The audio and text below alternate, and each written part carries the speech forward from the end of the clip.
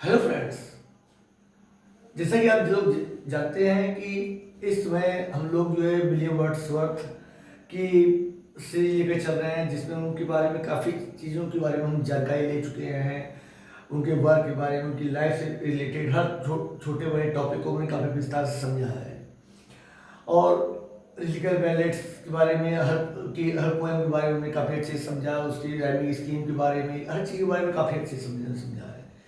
अगर आपने अभी तक इन क्लासों को नहीं देखा है तो डिस्क्रिप्शन में प्लेलिस्ट भी दे दी गई है, आप उसको देख सकते हैं। अब एक क्लास क्या है कि इस क्लास में जो है पोएम इन 2 वॉल्यूम्स, जो कि इनका एक पोएम कलेक्शन है जो कि 1807 में आता है। आप भी जानते हैं कि लिरिकल बैलेट्स जो है, लिरिकल बैलेट्स के 4 एडिशन आए थे, 1798 में, 1800 में, 1802 में और 1805 में। लेकिन आप ये जान लीजिए कि इन कलेक्शन के अलावा जो विलियम वर्ड्सवर्थ का अगला जो कलेक्शन है, पोएम इन 2 वॉल्यूम्स, जो 1807 में आया, ये भी बहुत इंपॉर्टेंट कलेक्शन था। इसमें छोटी कई सारी इंपॉर्टेंट पोएम आई जो कि इनके करियर में जिसको कहते हैं 4 चांद लगा दी विलियम वर्ड्सवर्थ की। ठीक है ना? काफ़ी अच्छी इस बार पोएम थी, काफ़ी अच्छी अच्छी पोएम आई जो बहुत इंपॉर्टेंट पोएम है। तो हम इस क्लास में यही पढ़ेंगे कि इनके कुछ इंपॉर्टेंट पोएम के बारे में पढ़ेंगे। तो सबसे पहले क्या है कि इनका जो एक कलेक्शन जो आया था, ये 1807 में आता है। ठीक है? और इस कलेक्शन में सबसे पहली पोएम आती है इंपॉर्टेंट पोएमों में से, वो आती है आपकी रिसॉल्यूशन एंड इंडिपेंडेंस। इनकी जो एक कलेक्शन है, ठीक है ना? देखिए, आप एक बार जान लीजिए कि आप हमारी क्लास अगर देखेंगे, एक क्लास देख रहे हैं, तो आप अगर पूरी क्लास अगर देख लेते हैं, चाहे जिस भी टॉपिक पर आप देखेंगे, तो आपको इस बात का तो यकीन दिलवा रहे हैं कि आपको कहीं पर भी बदल के दूसरे क्लास में आपको जाने की जरूरत नहीं पड़ेगी, ना दूसरा कोई सोर्स की जरूरत पड़ेगी, ना आपको गूगल करना पड़ेगा।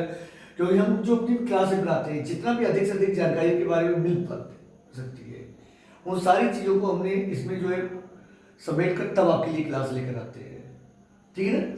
तो सबसे पहला है कि जो पोएम है रिसोल्यूशन एंड इंडिपेंडेंस। इस पोएम को हम जो है लीच गैथरर के नाम से भी जानते हैं। ठीक है? अधिकतर जो है इस पोएम को हम लीच गैथरर के नाम से ही जानते हैं। ठीक है? पोएम में हमेशा जो है अगर नाम आता है तो लीच गैथरर पोएम, तो इसका ओरिजिनल टाइटल जो है वो है resolution and independence. Resolution and independence. ठीक है ना? और दूसरी चीज ये है कि इसके लिए एक इंपॉर्टेंट फैक्ट ये है कि लुइस कैरोल, एक जो है पोएट नॉवलिस्ट है, लुइस कैरोल नॉवलिस्ट है। लुइस कैरोल एक नॉवलिस्ट है। इन्होंने इसकी पैरोडी भी की थी। इसकी पैरोडी में एक सॉन्ग लिखा है जो कि इसका पैरोडिकल होता है। क्या है? पैरोडी है इसकी। और वो सॉन्ग जो है वो है हेड डॉग्स आईज। ठीक है? और ये जो सॉन्ग है, इस सॉन्ग का इनका जो एक नॉवल है थ्रो द लुकिंग आईज। ठीक है? हेड डॉग, ठीक है ना? लीच गैथरर विलियम वर्ड्सवर्थ की पोएम है। इसका original title resolution and independence है। और लुइस कैरोल ने इसकी एक पैरोडी सॉन्ग किया था, पैरोडी सॉन्ग बनाया था, जिस पैरोडी सॉन्ग का नाम है हेड डॉग आई। और ये सॉन्ग कहाँ पर है? ये सॉन्ग इनका एक नॉवेल है, इसका लुइस कैरोल का। और लुइस कैरोल ने अपने इश्क में जो है दिया है। ठीक है ना? ये भी आपके लिए बहुत एक इंपॉर्टेंट पॉइंट है, इसको आप नोट कर सकते हैं अच्छे से। अगला जो है इसमें की अगली पोएम जो आ रही है, एक पोएम है, दूसरी पोएम है कि डैफोडिल। ठीक है। अगली जो कि इसे लिरिक है, ठीक है, तो ये डैफोडिल आती है। इसमें क्या होता है, डैफोडिल के बारे में तो आप पढ़ाई है। एक जो है सिस्टेट में है, किसमें है, सिस्टेट में, ठीक है ना। I wandered lonely as a cloud, इसकी इस पोएम की पहली लाइन है, I wandered lonely as a cloud, ठीक है ना। इस पोएम में क्या है कि विलियम वर्ड्सवर्थ, बहुत छोटी पोएम है कि कुल मिला के 4 सिस्टेट है। 4 सिस्टेट का मतलब क्या होता है, एक सिस्टेट मतलब 6 लाइन का स्टैंजा, सिस्टेट का मतलब क्या होता है 6 लाइन का स्टैंजा, तो 4 सिस्टेट का मतलब 24 लाइन, ठीक है, 24 लाइन है। तो छोटी पोएम है, काफी अच्छी पोएम है, ठीक है। लेकिन इसमें क्या है कि विलियम वर्ड्सवर्थ कितने बढ़िया डैफोडिल के जो फ्लावर्स हैं, जो कहते हैं कि मैंने एक बार में जो है लगभग 10,000 देखते हैं, ठीक है। देखिए तो बहुत अच्छी तरीके से इन्होंने एक्सप्रेस किया है ब्यूटी के बारे में, नेचर की ब्यूटी को। तो इस पोएम का नाम होता है डैफोडिल, और इसकी पहली लाइन जो है I want lonely as a cloud है, और इस पोएम को कभी कभार इस I want lonely as a cloud के नाम से भी जानते हैं, ठीक है ना। मतलब दोनों नाम यूज हो सकता है, लेकिन टाइटल क्या है, टाइटल डैफोडिल है, लेकिन ये भी नाम यूज करते हैं। इसी तरह इनकी अगली पोएम जो होती है, ये आती है माई हार्ट लिप्स अप, माई हार्ट लिप्स अप, ठीक है।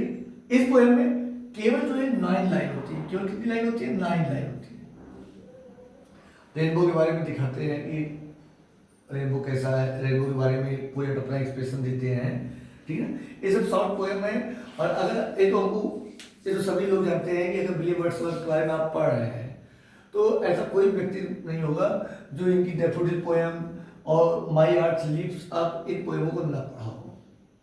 एक बार अभी मान सकते हैं कि टिंटन ने भी मान लीजिए पूरा नहीं पढ़ा है, ये मान सकते हैं। हमें मान सकते हैं कि ओ टू इमोर्टलिटी जो है, इंटिमेटेशन टू इमोर्टलिटी जो है, इस पोएम को मान सकते हैं कि हाँ हो सकता है ना पढ़े हो पूरी। लेकिन डैफोडिल और आई वांडर माई हार्ट लीव अस, इस जो पोएम है, इन लिरिक्स जो है इनकी, इनको तो आपने जरूर पढ़ा होगा, ठीक है ना। लेकिन इसलिए मैंने बता दिया कि यहाँ पर शॉर्ट में इनकी, ठीक है, कि इसमें है। अगले जो अगला वर्ग आता है, ये आता है ओड। ये ओड का है intimation of immortality, intimation of immortal,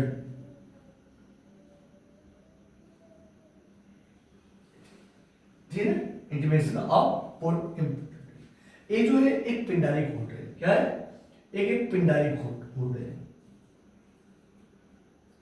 Pindari code क्या होता है, पिंडारी कोड ऐसी ओड, देखिए ओड जो होती है वो 2-3 तरीके की होती है। एक ओड जो होती है, देखिए ओड क्या होता है, सबसे पहली बात अगर आप ओड नहीं जानते हैं तो जान लीजिए, पोएम की एक टाइप्स होती है ओड। वो ओड में क्या होता है, किसी चीज की प्रशंसा की जाती है। ओड जो होती है ये हमेशा प्रशंसा के लिए लिखी जाती है। और प्रशंसा किसकी, नेचर की, किसी लाइफ के किसी पार्ट्स की, किसी अवस्था की, किसी अब्स्ट्रैक्ट की, ठीक है। ऐसे कुछ किसी की भी प्रशंसा, किसी की प्रशंसा में ओड, मतलब एक तरह के आप जान लीजिए कि एक प्रशंसा गीत होता है ओड, ठीक है। तो ये ओड जो होती है 3 तरीके की होती है। एक पिंडारिक ओड होती है, एक हॉरेसियन ओड होती है, और एक इरेगुलर ओड होती है। पिंडारिक ओड जो है, एक पोएट थे, रोमन पोएट पिंडार, उनके सिस्टम के अनुसार चलती है। इसमें क्या होता है, इसमें जो राइमिंग स्कीम होती है वो भी जो है इरेगुलर होती है, और जो स्टेंजा होता है वो स्टेंजा भी इरेगुलर होता है। इरेगुलर स्टेंजा का मतलब है कि उसे कोई भी स्कीम नहीं होती है, मतलब 3 लाइन के स्टेंजा चल रहे हैं, कि 4 लाइन के स्टेंजा चल रहे हैं, कि 6 लाइन के स्टेंजा चल रहे हैं, मतलब किसी में 11 लाइन हो गई, किसी में 5 ही लाइन है, किसी में 18 लाइन दे दी है, किसी में 20 लाइन दे दी है, किसी में पता लगा कोई स्टेंजा जो है 5 ही लाइन का है, इस तरह स्टेंजा होते हैं। और इनकी जो राइमिंग स्कीम होती है, इनकी भी कोई राइमिंग स्कीम नहीं होती है, मतलब हर लाइन की लाइन जो है वो अलग अलग होती है। तो मतलब इसमें कोई राइमिंग स्कीम एक रेगुलर राइमिंग स्कीम नहीं होती है पिंडारी कोड में, ठीक है ना। जिसका एग्जाम्पल, सबसे बेस्ट एग्जाम्पल जो है विलियम वर्ड्सवर्थ का ओड जो है इंटीमेशन ऑफ इमोर्टलिटी है, ठीक है ना। और दूसरा जो कैटेगरी है वो है हॉरेसियन ओड। हॉरेसियन ओड में क्या होता है, एक होरेस जो पोएट है उनके स्टाइल पे चलता है। इसमें जो ओड होती हैं, इसके में जो ओड होती हैं, उस ओड में राइमिंग स्कीम भी रेगुलर होती है और स्टैंजा भी क्या होते हैं, रेगुलर होते हैं। मतलब स्टैंजा भी कन्फर्म होगी किस स्टैंजा में जा रही हैं और राइमिंग स्कीम भी कन्फर्म रहेगी। जैसे जॉन कीट्स की ओड टू नाइटिंगेल है, राइमिंग स्कीम एकदम कन्फर्म है, 11-11 लाइन की स्टैंजा है। ओड टू नाइटिंगेल है, कन्फर्म है, 11-11 लाइन की स्टैंजा चल रहे हैं। जैसे मतलब इनकी जो वर्क है एक क्या है, जॉन कीट्स की कई ऐसा तो नहीं करेंगे सारी पोएम जो है हॉरेसियन ओड में ही है, मतलब राइमिंग क्लियर राइमिंग स्कीम है, रेगुलर राइमिंग स्कीम है, या और रेगुलर जो है स्टैंजा है। लेकिन एक कन्फर्म है, एक चीज कन्फर्म है कि काफी सारी ओड है और ये जो है हॉरेसियन ओड के एक बेस्ट एग्जाम्पल में आ रही है। तीसरा ओड का एग्जाम्पल होता है इरेगुलर ओड। इरेगुलर ओड जो है ए जॉन कौले जो है, ठीक है ना, एज ऑफ डन में जो है जब मेटाफिजिकल एज है, मेटाफिजिकल एज के समय में एक अब्राहम कौले थे। और एक कौले जो है बहुत फेमस पोएट है मेटाफिजिकल एज की। तो इन्होंने एक नई तरीके निकाला जो इरेगुलर ओड होता है। इरेगुलर ओड में क्या है, राइमिंग स्कीम तो होती है लेकिन स्टैंजा जो होते हैं वो इरेगुलर होते हैं। स्टैंजा इरेगुलर है लेकिन राइमिंग स्कीम बनी है, ठीक है ना। राइमिंग स्कीम तो है लेकिन क्या है, इरेगुलर है। तो इस तरह 3 ओड होते हैं, पिंडारिक ओड, हॉरेसियन ओड और इरेगुलर ओड। इरेगुलर ओड जो है इसका है कौले के द्वारा लिखा गया है, ठीक है ना। अब इसमें क्या हम अगला एग्जाम्पल इसमें देख रहे हैं, इसके बारे में काफी थोड़ा सा इंपॉर्टेंट चीजें हैं कि ये जो है ओड टू इमोर्टलिटी है, इसको कहते हैं कि ये एक वाहगम, इनका एक वर्क है द रिट्रीट। ऐसा माना जाता है कि ये जो इंडिप्टेड है, इंडिप्टेड टू वाहगम्स द रिट्रीट, ठीक है। ऐसा माना जाता है कि ये जो वाहगम का एक वर्क है द रिट्रीट, उस वर्क से जो ओड इंटीमेशन ऑफ इमोर्टलिटी है ये प्रेरित है। मतलब इसका कुछ ऐसे लगता है कि ये लोग विलियम वर्ड्सवर्थ इस वर्क से प्रभावित होकर इन्होंने ये वर्क लिखा है ओड टू इमोर्टलिटी, ठीक है ना। तो ये भी आपके लिए इंपॉर्टेंट क्वेश्चन हो सकता है कि ये वर्क जो है किससे इंडिप्टेड है, ठीक है ना। तो ये जो है आपके लिए इसका एग्जाम्पल बन सकता है। अगला चल रहा है इसमें, इस 5वां वर्क, इसका इंपॉर्टेंट वर्क जो है इसका एक 5वां वर्क है ode to duty. Ode to duty, इसमें ड्यूटी के बारे में काफी अच्छे बताया गया है। ड्यूटी को duty you are the eastern sister of the god, duty is the eastern sister of the god, ठीक है ना। ऐसे इसकी लाइन है, बहुत इंपॉर्टेंट लाइन है, ठीक है ना। थोड़ा सा लंबी पोएम है लेकिन आप पढ़ेंगे अच्छी है, ठीक है। विलियम वर्ड्सवर्थ की हर पोएम इंपॉर्टेंट है और काफ़ी अच्छी पोएम है इनकी वर्क, तो ठीक है ना। इसमें हड़बड़ाने की कोई बात नहीं कि हड़बड़ा के हम भागेंगे, चलिए भागते रहो, कोई इंपॉर्टेंट वो नहीं है, ठीक है। आराम से पढ़िए, काफ़ी मज़ेदार पोएम है इनकी और आराम से पढ़िए, ज्ञान भी आपको काफ़ी अच्छे से मिलेगा, ठीक है ना। अगला वर्क कहता है इसमें कि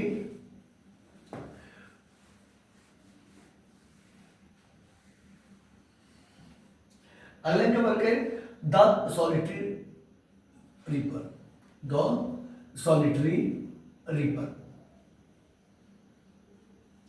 अगला वर्क इनका द सॉलिटरी रीपर है। ये वर्क में 4 ऑक्टेव है। कितने ऑक्टेव है? 4 ऑक्टेव है। एक पोएम जो है स्कॉटलैंड की, एक स्कॉटलैंड एरिया में बताते हैं कि स्कॉटलैंड में एक लेस के बारे में है, एक गर्ल्स के बारे में है जो अपने खेतों में काम कर रही है, और खेतों में काम करते हुए जो है वो एक सॉन्ग गा रही है, और उधर से जो एक पोएट गुजरता है, वो उसके सॉन्ग को सुनता है, वो क्या गा रही है कुछ समझ में नहीं आता, उसकी लैंग्वेज अलग है, ये समझ नहीं पाते हैं।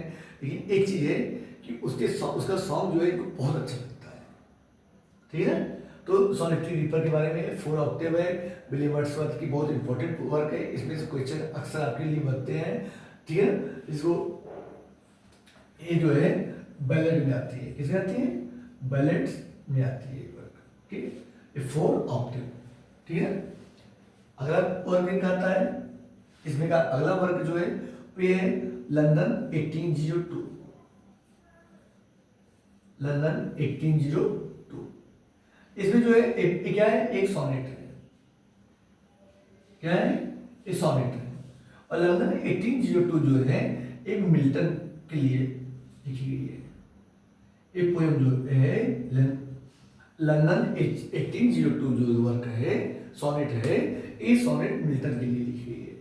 और विलियम वर्ड्सवर्थ जो है मिल्टन को याद करते हुए इस वर्क को लिखते हैं, और इसमें मतलब काफ़ी अच्छे जो करते हैं कि अगर आप होते तो इस समय ऐसा होता, ठीक है ना, मतलब बहुत इनको दुख हो रहा है कि उस समय की परिस्थितियों को दिखाते हैं इसमें, इस सोनेट में, कि कितना सब कुछ गड़बड़ हो चुका है, चर्च भी गड़बड़ हो चुका है, राजशाही गड़बड़ हो चुकी है, हाँ, लोगों की कंडीशन गड़बड़ हो गई, लोगों का नेचर गड़बड़ हो गया है, हर चीज़ के बारे में काफ़ी करते हैं। मतलब एक जो है भावना होती है कि मिल्टन आप कोई रास्ता दिखाने वाला नहीं है, अगर काश आप होते तो आप लोगों को रास्ता दिखाते, ऐसा एक सॉनेट आती है, ठीक है ना, मिल्टन के बारे में। लंदन 1802 काफ़ी इंपॉर्टेंट वर्क है, ठीक है ना, जरूर पढ़ना चाहिए इसको। अगला इसमें का वर्क आ रहा है, the world is too much, the world is too much with us, ये भी इनकी सोनेट से, ठीक है। एक सोनेट जो है लोगों के द्वारा काफ़ी पसंद की जाती है, आज भी पसंद की जाती है, और जब भी कोई भी सोनेट वगैरह याद करने में बात आती है तो लोग इसी सोनेट को ज़्यादा याद करते हैं, ठीक है ना। इसके बारे में काफ़ी लोग तैयारी करते हैं, हमने कई बार देखा है कि लोग जो है इंटरव्यू वगैरह में जाते हैं तो इन पोएम को जरूर याद करके जाते हैं कि हाँ, अगर मान लीजिए हमसे कोई किसी के बारे में पूछा जाएगा, किसी के बारे में सुना जाएगा, वहाँ पूछेंगे तो इनके बारे में जरूर याद करते हैं, ठीक है ना। तो मतलब काफ़ी अच्छी पोएम है, वर्क है, लोगों के द्वारा काफ़ी पसंद की जाती है, आज के समय भी लोगों के द्वारा काफ़ी पसंद की जाती है, the world is too much with us, ठीक है। इसी बात इस वर्ग का, इसमें का अगला वर्ग जो आता है, इसमें का अगला वर्ग जो है वो है to the skylark, to the skylark नहीं है, सॉरी। इसमें अगला वर्ग जो है वो है to the cuckoo, to the cuckoo, ठीक है। काफी इंपॉर्टेंट वर्क है ये भी, और ये आपकी ओड में आती है, टू द कुकू। इसमें कुकू जो कोयल एक चिड़िया होती है उसके बारे में काफ़ी अच्छे से इन्होंने उसकी प्रशंसा में लिखा है, जैसे जॉन किट्सन नाइटिंगेल के बारे में लिखा है, वैसे इन्होंने यहाँ पर इसके बारे में लिखा है। अगला इसमें का जो लास्ट इंपॉर्टेंट वर्क आता है, ये आती है एक शॉर्ट पोएम लिरिक आती है, आ कंप्लेंट, आ कंप्लेंट, ठीक है। इस तरह इस वर्क की जो है और पोएम इन 2 वॉल्यूम्स जो वर्क है, इस वर्क की ये कुछ इंपॉर्टेंट पोएम है जिनके बारे में हमने जाना, उनकी राइमिंग स्कीम के बारे में जाना, और उनके बारे में कुछ छोटी छोटी जानकारियों को भी हमने साझा किया आपके साथ, ठीक है। तो उम्मीद है कि आपको क्लास अच्छी लगी होगी, वीडियो आपको पसंद आया होगा, और ये आपके लिए काफ़ी हेल्पफुल हुई होगी। तो अगर आपको वीडियो अच्छी लगी तो लाइक कर दीजिए वीडियो को, और कमेंट करके जरूर बताइए, और चैनल को अगर आपने अभी तक सब्सक्राइब नहीं किया है तो प्लीज़ चैनल को जरूर सब्सक्राइब कर दीजिए। मिलते हैं आपसे अगली क्लास में।